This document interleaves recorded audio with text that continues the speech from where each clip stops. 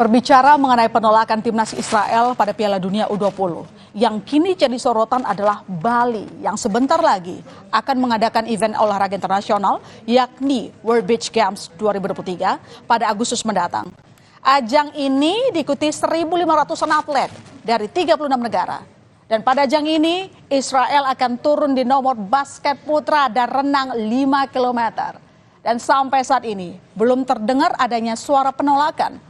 Hal ini berbanding terbalik dengan yang terjadi pada Piala Dunia U20. Jokowi mengingatkan agar semua pihak tidak mencampur adukan politik dengan gelaran olahraga. Jokowi menyebut perbedaan pandangan sebagai bagian dari demokrasi. Namun Jokowi mengingatkan perlu dipisahkan yang mana wilayah politik dan mana olahraga. Bahwa FIFA memiliki aturan yang harus ditaati anggotanya.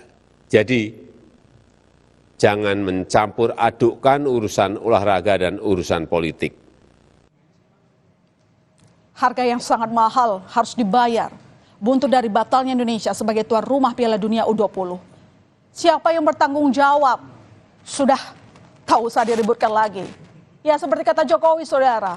Perlu dipisahkan yang mana wilayah politik dan mana olahraga. Sehingga ke depannya tidak ada lagi mimpi dan cita-cita yang jadi korban.